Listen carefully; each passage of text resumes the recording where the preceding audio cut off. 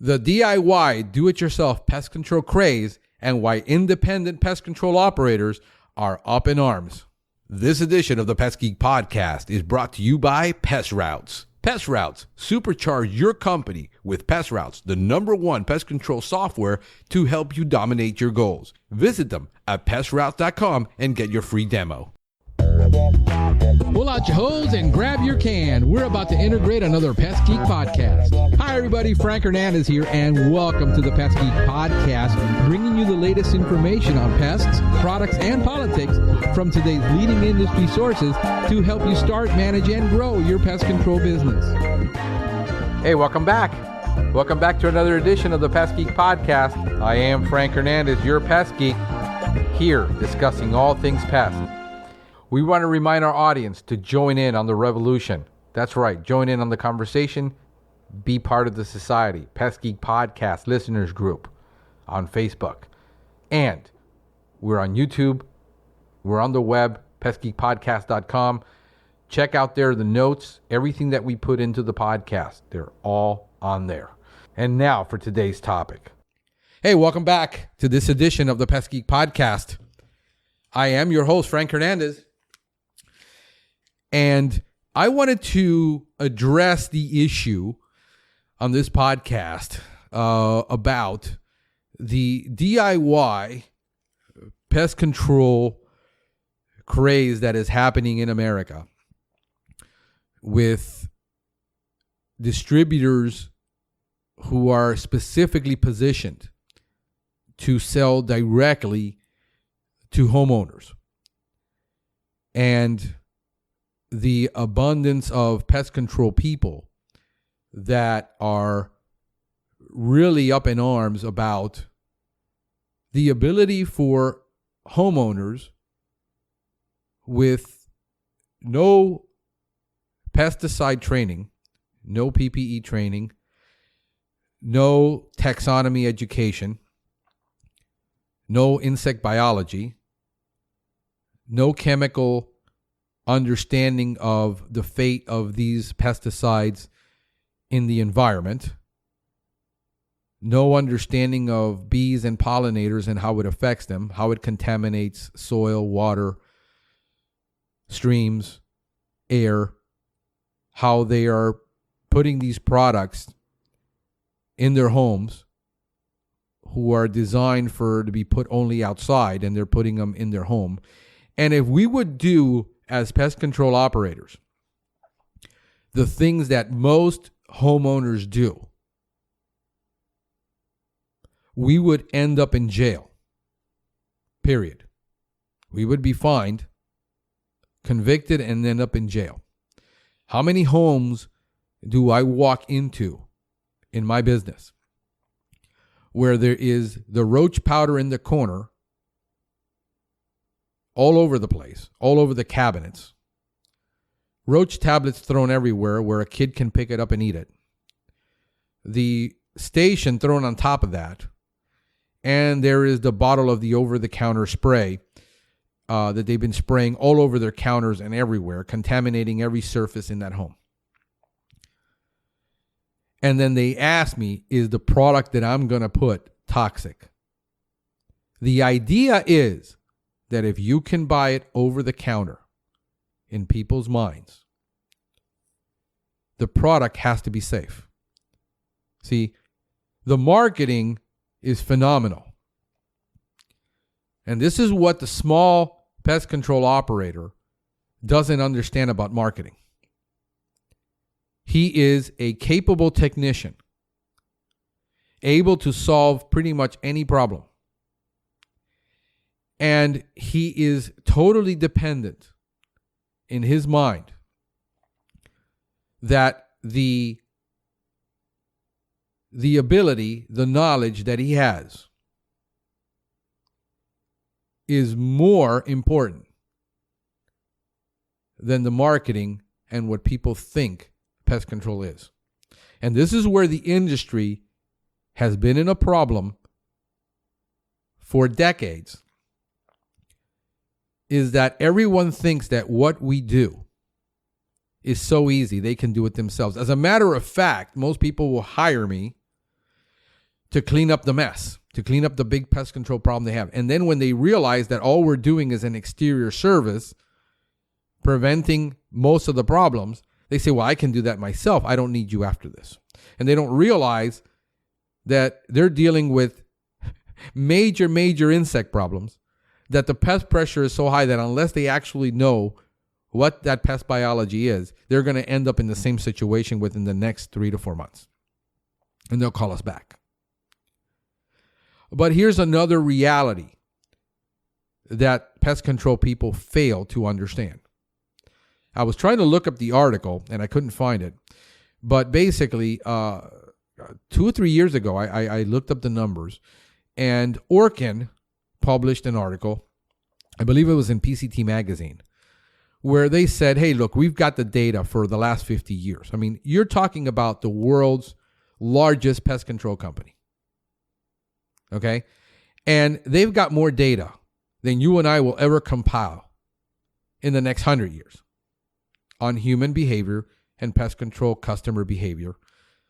Whether you agree that they're a good pest control company or not, because you're an independent, that's besides the matter. The fact is they have the data. And they published it. And they said, for the last 50 years, we've had the data that only 20% of homeowners will ever in their life hire a pest control company. 80% of people will continue to do it themselves. Well, if you look at the numbers, it's the top 20% of the moneymakers. Why? Because to a doctor or a lawyer or a nurse or most professionals making in excess of $100,000 a year household income, a lot of them isn't worth their time. Or if you're making, the more money you're making, the more busier you are and you're focused on your career and your life and your kids. And for $500 a year that the average pest control service costs now, when you average it out across America, it's about $550 a year. It isn't worth their time. You see, but when you're making $35,000 a year, $65 a month is the difference between you going out to dinner with your family once or twice a month or not. So who is your customer? See, you got to understand that not everyone is our customer. And especially as independents. Because what people are not buying is they're not buying chemical. People with independence, people are not buying a contract. They're not even buying pest control. What they're buying is a personalized service with somebody they can trust that they have a relationship with. And that is far more valuable than the large contracts that you can sell on volume if you're a large national brand. You see, so the value that we bring our clients, the value we bring to the table, is that even if we were a $1 million local company with 6 technicians, we would still be a small company where the owner would know most of his clients or get involved at one point with his clients, and it would be the owner showing up to handle the problem, not a service manager. You see? And this is why we can demand more for our service than the national brands can. It's just like one client asked me yesterday, wow, you're expensive. And I said, absolutely. See, I don't make apologies for what I charge to my clients because my clients understand what I'm delivering. And when I make my presentation to my clients and I show them why it is that the other 5 pest control companies have failed and we will get control of this situation, they understand why, and it's the time that it takes, the time we invest. See, we don't have a tech with 15 stops on his route, working 12 hours a day, 6 days, sometimes 7 days a week to meet quota.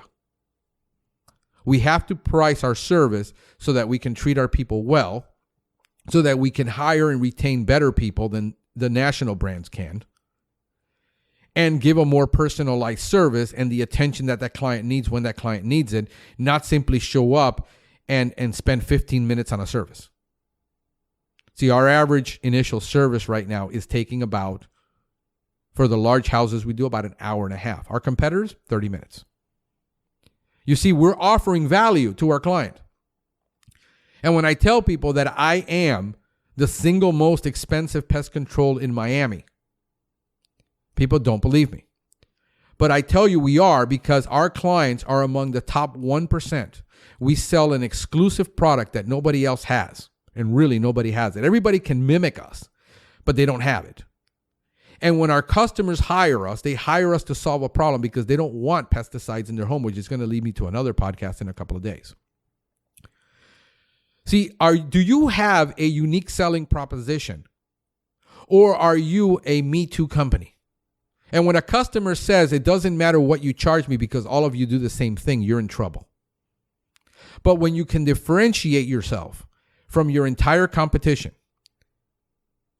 certain things become irrelevant to the client. We just raised our prices again this year. We have to. And we raised our prices because I have to hire and retain better people than my competition, because that is our secret sauce. Our secret sauce is hiring people.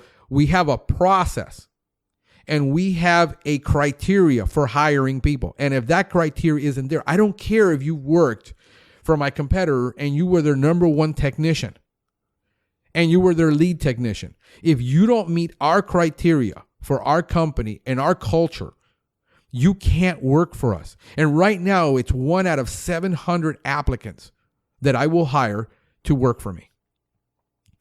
So we have to hire so we can afford to give them their vacation, so we can afford to have them working 48 hours a week, not 60 or 70 hours a week. They're not homeowners. They're not business owners. You see? And so we can afford to give them vacations. So I can wake up every morning thinking, how can I get my insurance for my guys? How can I get them the vacation they need? How can I get them the 401k or some type of profit sharing so that they can share in the growth of the company? See, I wake up every morning thinking about good things that I can do for my people so that my people can go out and take care of my customers, because I can no longer handle my customers directly and be a profitable company and grow my business. So I am focused on the business of doing business, and my business is to hire and retain the best people to service my clients so that they feel like they're cared about every time that technician walks into that home. You see? And what the small independent guy is worried about is the fact that either they're losing business to a DIY company selling a direct product, or they're up in arms and indignant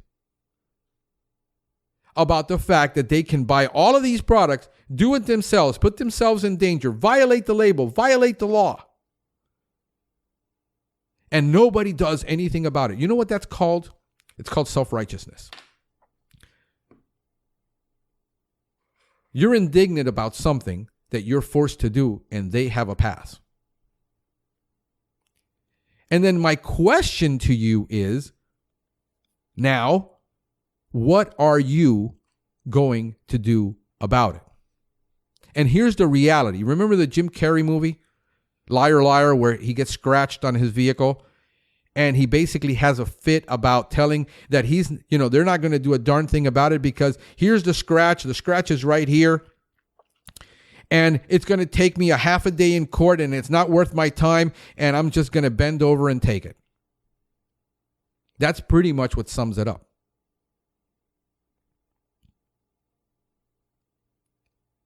Let me give you some numbers, because I'm a numbers guy, and I'm going to tell you why you and I, are not the pest control industry. You and I, the independent guy with 7 or 8 technicians pulling in less than $1 million a year, can even considered in the pest control industry. We're irrelevant. We don't have buying power individually. And we're not going to stop buying, and we're not going to stop doing the things we're doing because we have to do our thing. We have to feed our families. Most of us, when I was a single technician for about 4 years, I mean, I had to scrape every little penny I had to keep my business going. I still do. We're not big by any means or any stretch of the imagination. We're just very, very radically different. And I chose, because in order for you to become and have a unique selling proposition for your client, you have to be a polar opposite of everything else in the industry. That's marketing. That's marketing 101 right there. You can't be in the middle. You can't be the middle guy. You can't be my prices are not too high and my prices are not too low. I'm in the middle.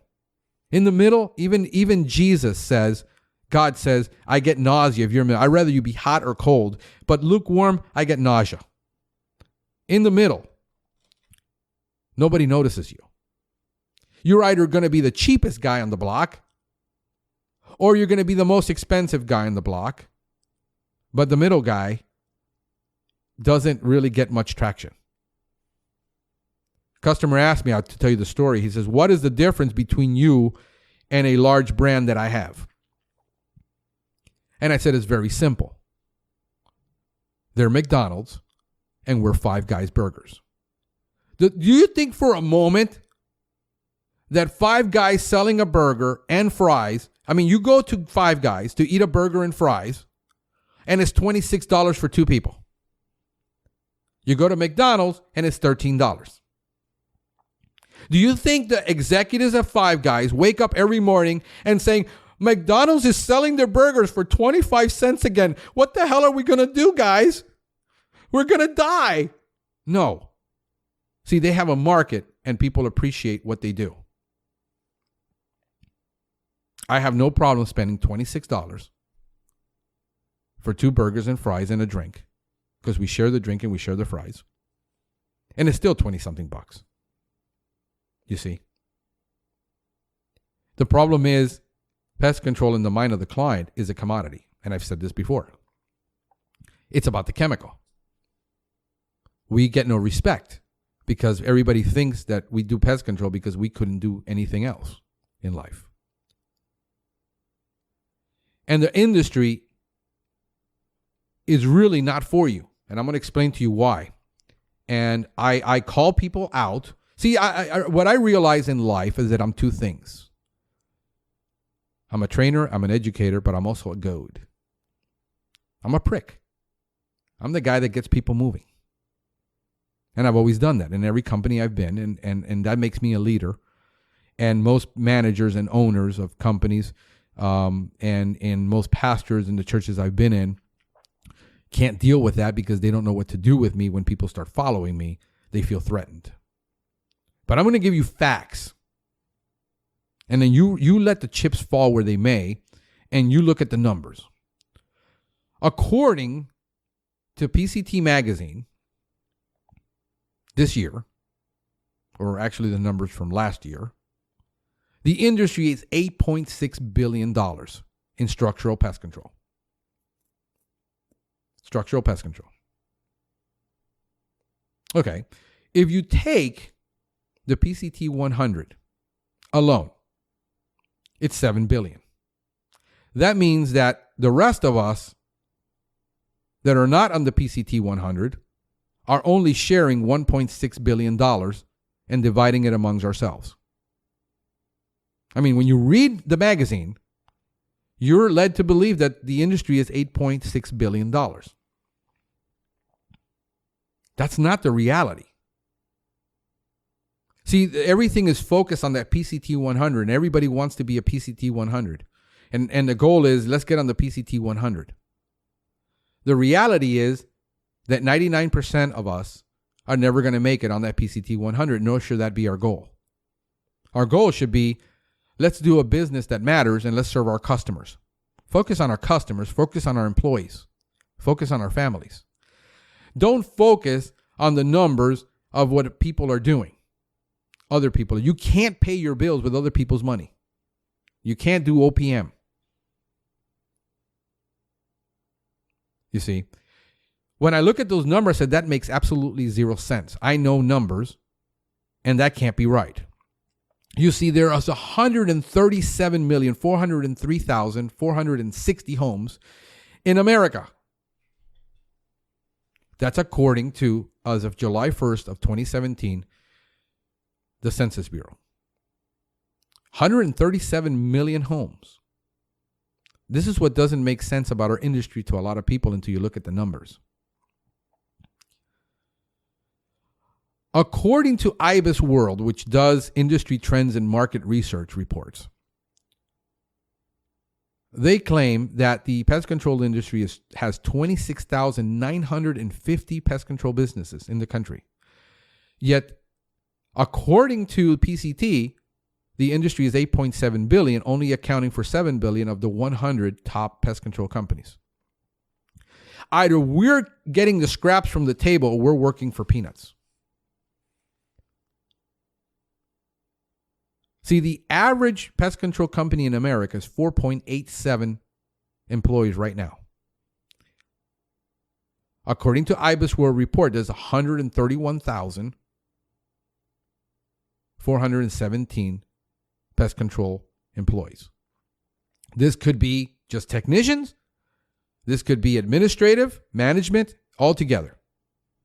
According to their revenue estimations, the industry is $14 billion. So one of these guys has got it wrong, and massively wrong. Why does that matter to you? We're going to find out. According to the same IBIS World in two reports, which I don't know how they get two different numbers in the same report, of 2019 though, the other one could be a 2018 number, there's 25,424 companies. So in 2019, there are less companies than there were in December of 2018. So the number is going down. The market has been in reconciliation mode for a long time. They're buying up small regional national companies and local companies like they're going out of style. So let's look at the numbers. You say, well, the PCT 100 is what matters. Well, who? Because in Florida alone, there's 4,258 pest control companies. This is directly from the Department of Agriculture. I pulled those numbers. There are 31,207 ID card holders in Florida, which accounts for people who are doing selling and people who are doing pest control and administrative staff if you're answering the phones. 31,000 people. Now, Florida is estimated to do 20% of the pest control done in the country. 20% in one state. That means the 80%, this is where Pareto's principle is valid across the board. When you take the 80-20 rule, you take Pareto's principle. 20% of one state, which is 1/50th of the country, is doing 20%. The rest of the country does the 80% of the pest control that's left over. Well, according to Bureau, Florida, by the way, has 7.33 ID card holders per every company. Twice the national average. Almost twice. Now, the Bureau of Labor Statistics says there's 78,000 pest control workers in the U.S. Okay, so if we take Orkin's number of 20% and we say, let's validate this and see if it's even true. Let's look at the numbers. Let's take the low number of 78,900. And let's say the average technician in the country, based on everything that I hear on groups talking and everybody, because, the problem is everything becomes bigger in groups. Everybody is, measuring themselves. Who's got the biggest one? Biggest route. And let's look at the numbers. So if we took the 137 million homes, well, let's take 78,000 pest control workers, 78,900 technicians, and multiplied it times the average route of 250,000 per year in sales. 78,000. We're taking a low number. We're not taking IBIS's number. We're taking a $78. We're taking the Bureau. And they did $250,000 a year, each route, each technician. That's $19.7 billion in revenue. If we took 20% of the market share and we said, what is 20% of that? Well, the reality is it comes out to 348 customers for each tech in America. So whether you add another 2% or 5% to that, it's still the same number. Orkin's numbers match the numbers. So they're saying, well, it should not be legal and somebody should do something about it. Okay, let's take that route for a minute. Let's go down that rabbit hole. Let's take you on a journey to doomsdom, if that's a word. Here's the number one problem. You have an association that isn't going to do anything about that. That's who represents us, supposedly. The National Pest Management Association isn't going to do anything about that. Because if they wanted to, they would have. If they would actually represent us, they would say, you know what? It isn't right based on what we believe, because they have a training academy. They have a training school. They teach this stuff. Every major university teaches this stuff, and everybody believes that people shouldn't have right to have concentrated insecticides that we have to use licenses to apply, but they can apply it nilly-willy. Okay, so they're not going to back you up on this. Why? Well, they're taking the money, the lobbying money, because they're the number one lobbyist in the country for what they do. That's their job. Now, that's not a criticism. That's an observation. They're not going to take and go and say, let's reduce manufacturers' revenue by 80% by removing all these products from the marketplace. Why? Let's say you did go down that route. The manufacturers have one problem. Pesticide sales are tighter because more people are going organic, the move to go organic, and sales are dropping. Well, what is their job? Their job is to sell more pesticide every year or raise their prices on them. So if they lose 80% of the market that they now have, selling direct to consumer, you and every farmer in America is going to pay the price for that loss in sales, because they're responsible to their shareholders for making more profit. As one sales rep told me, my job is to control the pounds on the ground. There is no company in America, no chemical company, that is really in favor of pesticide reduction and using less pesticides and be environmentally conscious in that way, because they're not going to reduce their sales. So that's fact number 2.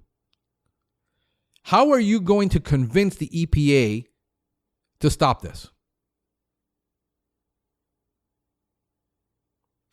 So you would have to, I'm going to give you the solution.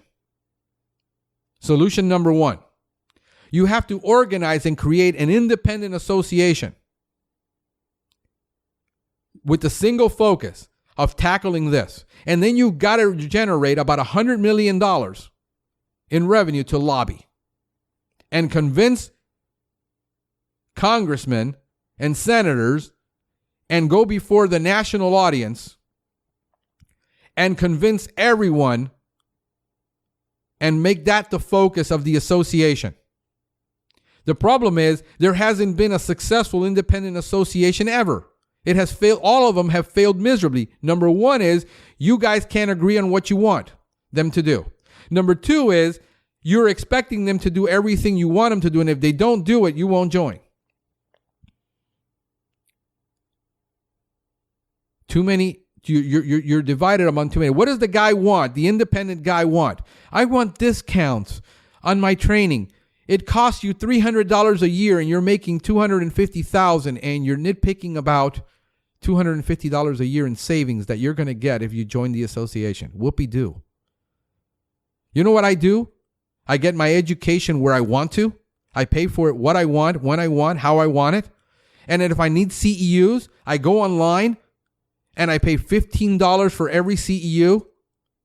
And I let that machine run by itself while I'm sitting and I'm reading another article, doing something. And at the end, I'll go take the test and I'll pass it with flying colors and I'll get my CEUs for the year for $65. But I get my education. See, the industry has thought, and this is the big problem the industry has, that CEUs are the last Coke in the desert. So I want discounts on my insurance. Okay, so if they get you a 3% discount, which saves you $200 a year on $250,000 revenue, it's like dropping a freaking penny in a fountain. We keep swallowing the camel and straining the gnat. What we really want, we're not getting, and we're not going after it. So here's the solution. You organize a national association. You take on the National Pest Management Association with all of their money because they're lobbying against you because they want less laws. They don't want more laws. You don't want more laws. So you're going to have to lobby against them. You're going to have to lobby against the manufacturers who are making more money selling direct to consumer than they are selling to you, or potentially. When you've got a company like Do My Own Pest Control, which I'm estimated they're selling $20 million a year right now, and they're small. That's my best estimate that I have is about $20 million a year in sales, maybe more. I'm looking at their online marketing. I'm looking at their analytics. I'm looking at what they're doing on SEO. I can run the numbers. Now you're going to take them on. And here's what you're going to do. You're going to piss off every single homeowner in the country because you took away their pesticide. The problem we have in this country is that we're chemically dependent upon pest control. And IPM, for almost 70, 80 years, since they've been talking about IPM, since it became law, since this federal law, the average consumer has no clue of what IPM is. And they're not willing to do it because as long as the pesticide is cheap, as long as you can buy a burger for $1 and a fry and eat 1,500 calories, America will continue to be obese.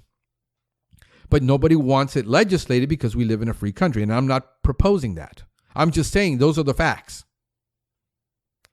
So now you have a bloody war on the streets with the National Association and every manufacturer in the world, and you're going to piss off every homeowner in the world because you took on, and now nobody wants to hire you. Those are the realities, guys. See, the problem is people piss, moan, bellyache about things because they look at themselves as victims. When you piss and moan and bellyache, you're having a victim mentality. Not a victor. Victors don't sit there and says, why is that guy better than me? And it's not fair. And it's not right. And when you hear words like that, you hear people with a victim mentality. It's not fair and it's not right. And a lot of self-righteousness. Because you yourself will go to Home Depot and buy a circuit breaker and replace it in your home, and you're not a licensed electrician. Neither are you a roofer. Neither are you a painter. Neither are you a plumber. Yet you won't pay for all of these services in your home. And they all require licensing. And they all require education. And they all require training. And they all require dedication for them to be the best at what they do. And they all want to charge the same thing you want to charge. But when a plumber says, I charge $90 an hour, you have a fit. When an electrician says, I charge $225 to $300 an hour, you have a plus parts, you have a fit. Do you pay for everything in your home? Do you see the duplicity here, guys? I'm trying to be fair and equitable here. I'm not pandering to either side because nobody's ever known me to pander, especially in groups. You know, I tell it like it is. And most people hate me for it because you want me to be polarizing. I'm not being polarizing and I'm not being, gratuitous, but I'm looking at the facts. I mean, what are you going to do? When you go to war, you decide, can you win this war? The Bible says if you're going to build a tower, you count the cost first unless you can finish this race. You can't, because everyone is going to laugh at you. See, can you do it? The problem is every association has failed. because every association, the focus has been on everything else everybody's been doing. See, everybody is just copying everybody else and doing the same thing with a different name. They're not doing anything revolutionary or new. This is why they're failing. See, the biggest thing that people think about is we need CEUs. We don't need CEUs. We need training and education that helps us make money and compete. We need somebody to help us with marketing because we're terrible at marketing. The problem is everybody wants 10 grand for their services. What we really need are three things in the industry for us to compete. These are the three things we need as independent owners. We need to be able to market ourselves very, very efficiently. Here's the problem. You won't come together under one roof to market you as a whole. You want to be independent, and yet you want someone to help you. See, you can't, it's like I don't want the government involved in my life, but if they're handing something out, I want that for free. You're not willing to pay for a lot of the things that you actually need. I spend on software alone for my company. Right now, I'm estimating, I haven't even looked at the last numbers, somewhere around $6,000 a year on software. That software allows me to do the work of 5 other people, which I would need about $70,000 or $80,000 a year, even if I hired them part-time to do. I can leverage software. When somebody says, oh my God, you're spending $99 a month on routing software, that's ridiculous. You're crazy, man. That's not the reality. So you need somebody to help you market our family values to families and be focused of what creates value for them and what do people want. They want to be taken care of. They want to be paid attention to. They don't want to call a 1-800 number nationally. They don't want to deal to a rep in Idaho when they're in California. Worst of all, they don't want to hear somebody from Bangladesh who they can't understand. They want to hear somebody because they're subcontracting out their customer service. See, you got to create the value of what most people want when they hire a small company. See, the focus on PCT and all the other magazines is not what people want from a small company, it's what people want from a big company. Because that's who pays the ads. If you want to know where anything is in the world, whether it's in academia or business or government, you follow the money. The money talks and the BS walks. That's the reality of where we live. You need to get over it. I'm not focused on what my competition is doing. I'm beating my competition out.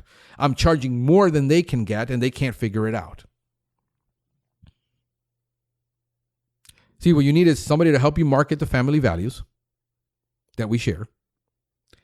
Help you recruit, onboard quality people, which you don't have the time to do, and you don't know how to do. And to train those people virtually and on demand to help you immediately start making money. Because if you can't get them to make money for you, it's no good in hiring, and you don't have the patience or the training to do a lot of that training. But if you can make those 3 things happen for the small pest control guy, then we would have an independent association. We would have our own training sessions. We would have our own regional meetings. We would have our own thing for the independent, focus on the independent, not based on what a manufacturer wants to tell us or what an industry wants to tell us. That is our business. You see, because when I meet with a lot of people, they're telling me always that I got to up the amount of product I use. And I say, why? I have a 1% callback rate. My lawn and ornamental, I use 50% of the chemical that the industry says I have to use. I use 99% of the fertilizer that they say I have to use less. I use 90% less water than they say I have to use. And my customers are extremely happy, and we're growing by 27% a year. You tell me why I have to do more of your chemical. The reason is you got to sell more chemical. I don't have to buy it. I don't have to buy your CEU training because I don't care about CEUs to train my guys. I need about 30 hours of training that I can put them through to get them to immediately be functional the next day. And this is what we've done in our business. What I'm telling you is the 3 things that I focused on in my business. And if we can get an association together to do this, then we can compete against the big guys, have national advertising, have national marketing, have a national presence in front of the end user, where we make the chemical they're buying or they think they're buying irrelevant, or what they think they're saving. We educate the end user on what we know. And when they find out how difficult it is to really do what we do, they'll say it's not worth our time. And this is what the industry won't do. And this is what the big guys won't do. But see, I'm a marketer. And I know how to go to market. I'm a salesperson. But I'm also a very good technician. And I understand that my technical skills isn't what that client is buying. They're buying the peace of mind. They're buying the time from their family. They're buying a hassle-free service. They're buying values. They're buying care that we take for their home, that we're not sending somebody in who doesn't know the difference between one ant or another. You see, so stop focusing on the guy buying the chemical. He's never probably going to be your client. But can we get a bigger share of that market by banding together? And what I've done on the Pest Geek podcast is educate everyone for free on what everyone that doesn't have the opportunity to learn, that they can learn. And we're taking this to the next level because we're launching within the next month or two, maybe a little bit more. We're going to be launching the Pest Geek Academy, where we're going to be able to take technicians from zero to fully knowledgeable, not trained, fully knowledgeable. We sell knowledge. We're not selling training. Training is done in the field, one-on-one, discipleship, 101. But we can do the classroom training, and we can do it at a very low cost, very easily. Non-CEU, focused on what matters most to you. You can send them to the CEU class locally and let them get those local CEUs, or you can have them go online and pay for the CEUs. But CEUs are not that important. Verifiable training is more important than certifiable training. CEUs have never made money for me. I've never taken a class where I was blown away by a CEU class and said, oh my God, this is going to make me so much money. This is going to help me serve my customers so much better. No, it hasn't. I get that online myself by reading PhD dissertations from people that have written something that's worth reading. You see? So that's my view on it. I want to know what you think on this view. Go ahead and comment on the video. Go ahead and comment on the audio. Go ahead and comment in the groups. Go ahead and share it, and then see if anybody disagrees with me on my position. Because I've been listening to you guys for over a year. I've been quiet, listening to everybody, goading everybody, ticking everybody in the industry off, asking the questions that nobody wants to ask, dealing with the issues nobody really wants to deal with, and bringing them to light so that everyone in the industry and everyone in the world can know. We will be the #1 pest control training podcast in the world, and we are. Nobody is focused on pest control training like we are. So with this, I will leave you until next time. We hope you have enjoyed this edition of the Pest Geek Podcast. Until next time, have a pestacular day. Thank you for listening to the Pest Geek Podcast. If you have enjoyed the Pest Geek Podcast, please give us a rating, write a review, or subscribe to the channel. You can join the Pest Geek Society by visiting pestgeekpodcast.com. Thank you for listening. See you next time.